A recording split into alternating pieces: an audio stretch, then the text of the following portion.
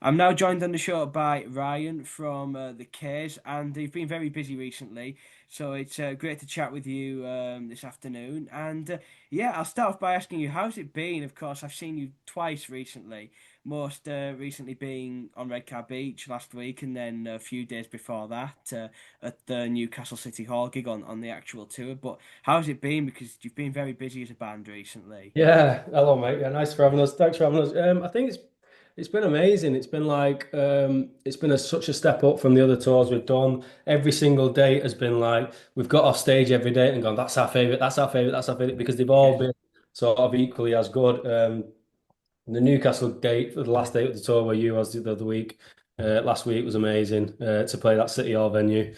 And obviously, like that's our second home, Newcastle, so we love going back there.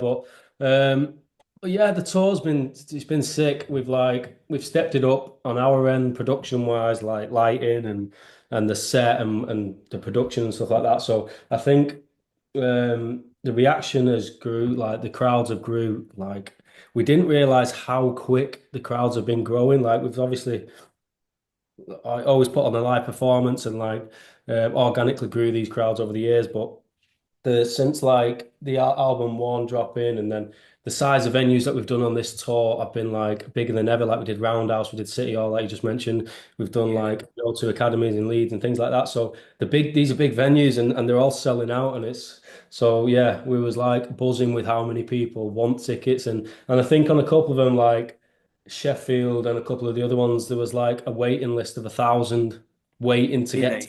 if they come available. Yeah. So yeah, it's just been a huge step up for us and for people coming, and I think yeah, every night's just been special.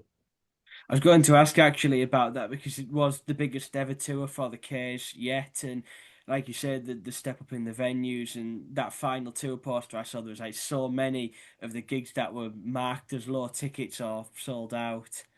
Yeah, that's right. Yeah, they're like to be selling those places out for it's like oh, I don't know. You go and watch like we grew up watching bands at these venues or like supporting bands at these venues, and then to be selling them out on yourself is yeah, it's great, and we're buzzing with it. So yeah, long may it continue and keep growing. Absolutely, and I'm sure it will, and it's not stopping because you've got a busy festival season too. Because every major festival poster I've looked at for this summer, like the likes of Transmit, Kendall Calling, there's so many of them. The K's are on the bill. So how's it shaping up for the summer then in terms of gigs and festivals? Of course, mentioned Redcar last weekend, Yeah, Red which Cow. kind of got it going. Neighborhood Weekender as well, of course. That would have been like a home show for you all, I bet. That's right, yeah. So like Neighborhood Weekend and Red Car, they were like the kind of the first one, kind of the first ones that we did, that we've done in the UK this year. And then I think just kicking off that festival season, it's everyone's kind of like it's such a good time of the year. It's like people's favorite time of the year, the summer, because Yeah. it's like festival season. You get to go and see like you get to spend days at the festival as well as playing, and you kind of in and out. And we've got as you just mentioned, then like the UK festival circuit. And then we've got the likes of Benicassim and a couple of others in Europe. So it's just yeah, it's just a sick time. Festival season's like class. We love it. Yeah, we do a big festival season, and then we go into the Coops tour straight after that, and then there's early plans for something kicking off in November. So yeah, it's going to be another busy year for the K's. I mean, it's all in support of the album too, Pretty on the Internet, which is out on June 27th. We've heard four singles so far. So, but before we talk about the singles, can you tell me a little bit about like how you're looking forward to getting this album out and how you're going to kind of build on from I Wonder If the World Knows last year, of course, doing very well in the charts and peaking at number three. Yeah, I think as you just mentioned, then like album one, it was just such a like we had a long process to do it, and we crafted it over the years and stuff. And then album two came. We dropped the announcement of album two pretty much straight after album one, and we had to get cracking pretty much straight away on it. In between another heavy tour schedule last year, so we was in the height of festival season when we knew about it, and then we kind of had to get in the room, in and out of when we was home to start putting the songs together, and then recording the album. I think we got back off tour like the day before Christmas Eve.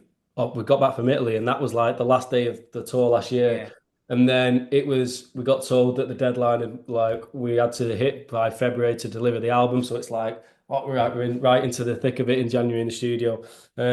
So we chipped away at it, but I think just going back to the question, we're buzzing to get it out because we've put so much we've put our heart and soul into this album, and we're buzzing with it. We absolutely love it. We think the sound of the album is class. There's stuff on there that we've never done before and that we have done before. So it's a whole host of mix of stuff, and I think we're just so excited sort of for people to hear it and love it, and hopefully love it as much as we do, and yeah, and see what happens. So yeah, album one did really well, didn't it? Like you just mentioned, it did number three. I think we was at number two for 6 days, and then we got knocked off by Beyonce on like the seventh day or the sixth day.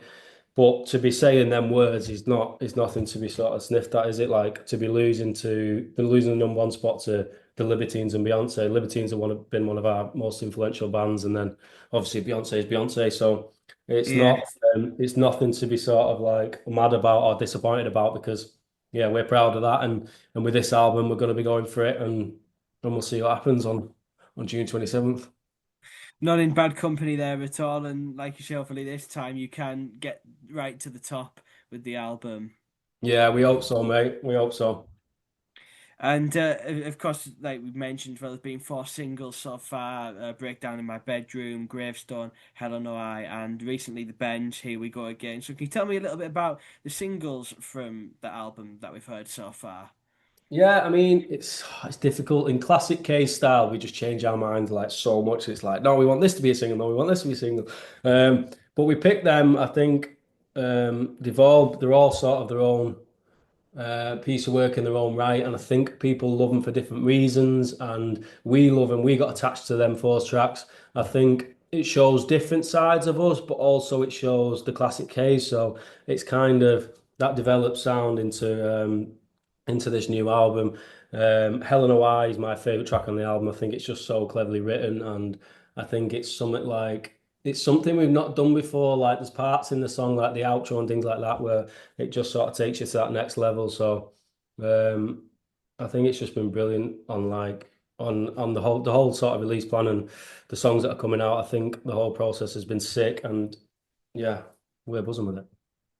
I mean, mentioning Helen or I there, you said it's one of your favorites. I was going to ask you, have you got like a particular favorite from the new album to play live, or maybe a song that's not out yet, but you're really looking forward to putting in the set once it is released? The favorite song on the album to play live, I think at the minute mine is Helen, just because the crowd, like they know every single word already, and there's kind of them moments where like James stopped singing and you almost stop playing because it takes you back and the crowd's that loud and singing, and it kind of like you get goosebumps. And that was one of the tracks when I listened to the playback of the album, when we was reviewing it, that all my hair stood up on my body. So Helen's one of my favorites to play live. The Benz is now another favorite to play live. That's like one of the band's favorite tracks on the album as well. I think, and then there's a couple of other tracks that haven't been released yet that won't be released to sort of before the album comes out. Like "Sold It" is on there, and that's one of our favorites. It's one of Yeah. Dexter's favorites, one of my favorites. I think there's moments in that track as well which are going to be amazing to play live. Perfect Haunting is going to be class. I think they're all just going to be brilliant in their own right. Like we've teased a couple of tracks that aren't out yet, like Rat Poison, and they've been going down brilliantly. So I think I don't know. I just think everyone's gonna love it, and there's gonna be different favorite. Every gig, I think it'll change from favorite to favorite. I can't wait to hear the album. I mean, I love all of the singles already, so I just can't wait to hear the rest of it when it comes out. And yeah, it's just been great to see, like you say, the rise and the step up from you guys in terms of like the venues and stuff. Because we are based in Middlesbrough, and Yeah. I know you've played some of the venues in Stockton before. Oh, Cuba, we Um, played, yeah, a few times. Yeah, so it's incredible to see you going from like playing venues like that, which are like amazing for emerging music, to like really Yeah, stepping up and playing the venues like the O2 City Hall and the Roundhouse and O2 Academies and everything. I think it's the Arc as well, isn't it? In Stockton, is it the Arc? Arc, yeah, Yeah, yeah, the Arc. the big glass one, yeah. Yeah, we played that once. That was sick. It's always fun going back to Stockton and playing them venues, but like you say, without them venues, like kind of starting out in them venues, without them, we wouldn't be doing the tour that we've just done and stuff. So that's why it's important to be flying the flag of grassroots venues, and and things like that. It's important for the scene, it really is. But Ryan, it's been great chatting with you, and I'll ask you one more question before we go. I like to ask people this time of year. Of course, I mentioned lots of festivals coming up, but what would a typical festival day look like for the K's? What like when we since arriving and then sort of going on. Yeah, So maybe like not, maybe not the red car one. yeah, a typical K's day.